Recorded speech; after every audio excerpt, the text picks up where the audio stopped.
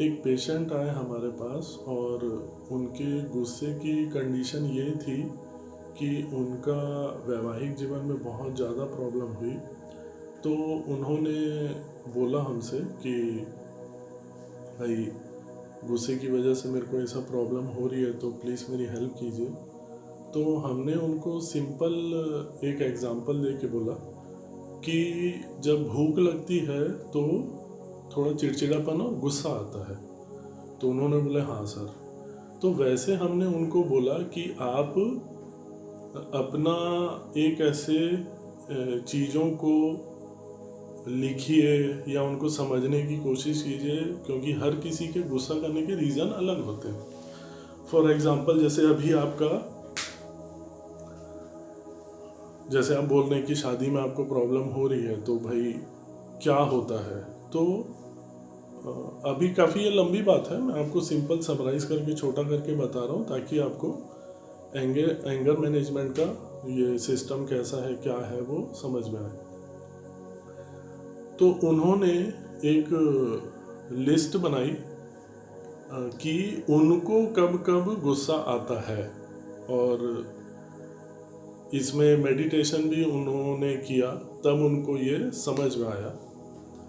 क्योंकि ये बहुत इम्पोर्टेंट पार्ट है, इसलिए मैं आपको मेंशन करके बता रहा हूँ। तो उन्होंने बोला कि जब मैं बहुत ज़्यादा काम करता हूँ तो गुस्सा आता है, मेरे को भूख लगती है तो गुस्सा आता है, मैं सेक्स नहीं कर पाता हूँ तो गुस्सा आता है, और ऐसी बेसिक चीज़ें उन्होंने बताई कि पर्सनली इस समय मेरे को गुस्सा आता है। अब जो बहुत ही इंटरेस्टिंग और ध्यान देने वाली बात यह है कि अभी जैसे फॉर एग्जांपल उन्होंने 3 चीज़ें बोली कि मैं बहुत ज़्यादा काम करता हूँ तो मेरे को गुस्सा आता है। तो इसके लिए उनको अपना जो भी दुकान है, ऑफिस है, जो टाइम मैनेजमेंट है वो करना पड़ेगा। अब उनको एक हिसाब से काम करना पड़ेगा, तो ही उनको जो काम करने की वजह से गुस्सा आता है फिर वो नहीं आएगा। वैसे ही उनको अपने पार्टनर के साथ अच्छे से संबंध बनाने पड़ेंगे, तो उनका वो वाला इशू सॉल्व होगा। तो इससे आपको ये समझ में आ रहा है कि अगर आप एक चीज़ के पीछे जाएंगे तो वो इंटर रिलेटेड है और इंटर डिपेंडेंट है। अभी जैसे कि इन्होंने एग्जांपल दिया, तो इसमें होता ये है कि ना सिर्फ आपका इसमें गुस्सा मैनेज होगा, प्लस अब वो इंसान की ये हालत हो गई है कि वो ऑलमोस्ट काफ़ी साल हो गए इस बात को, और अभी भी वो सिर्फ ये ध्यान देते हैं कि भाई मेरे को गुस्सा नहीं आना चाहिए। तो वो ऑलमोस्ट करीब करीब साधु जैसी स्थिति में आ गए हैं। क्यों?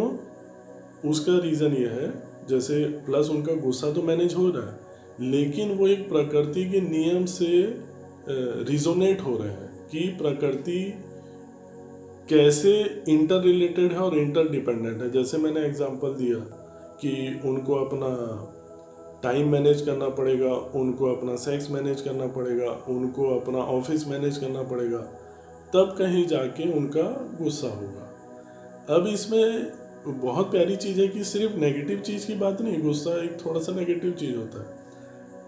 लाइफ इतनी प्यारी है कि अगर फॉर एग्जांपल आपको संगीत में रुचि है, तो आपको ये ध्यान देना पड़ेगा सेम कि भाई मैं खाली पेट ज़्यादा अच्छा गाता हूँ कि खाना खाने के बाद जाता हूँ, जब मेरी नींद पूरी होती है तब मैं ज़्यादा अच्छा परफॉर्म करता हूँ कि नहीं। तो अगर आप अच्छी चीज़ के भी डिटेल में जाएंगे तो आपको इतना ज़्यादा फ़ायदा होगा, उसकी आप डिटेल में जाइए। अभी जैसे गुस्सा हो, चाहे आप अच्छा गाना गाते हो, आप जितनी डिटेल में जाएंगे आपकी चीज़ें सॉल्व तो होंगी। सॉल्व होना बहुत छोटी बात है, सॉल्व तो होंगी, प्लस आप इतने ज़्यादा खुश रहेंगे, नेचर के साथ रिजोनेट करेंगे कि आप कल्पना ही नहीं कर सकते। तो ये मैंने एंगर मैनेजमेंट के एक हमारे पेशेंट का एग्जांपल दिया। और इसमें जो मोस्ट इम्पॉर्टेंट चीज़ है, जैसे कि पर्सनलाइज आपको जो भी इश्यूज़ हैं वो आप कांटेक्ट कर सकते हैं, हर किसी की अलग अलग कंडीशन रहती है। लेकिन इसमें जो मोस्ट इम्पॉर्टेंट है, जो वो लिस्ट बनाने में कि भाई मेरे को तकलीफ़ हो रही है, वो लिस्ट बनाने में भी वो तभी सक्षम हो पाए जब वो मेडिटेशन कर रहे थे। मेडिटेशन करने से आपको रियलाइजेशन होगा अपने विचारों के प्रति, अपने भाव के प्रति। तो ये सारी चीज़ों का आप आई बटन में और प्लेलिस्ट में देख सकते हैं। तो ये एक इन्फॉर्मेशन आपको ज़रूरी देनी थी। और आपको पर्सनली कोई भी हेल्प चाहिए तो आप कांटेक्ट कर सकते हैं। Thank you, take care.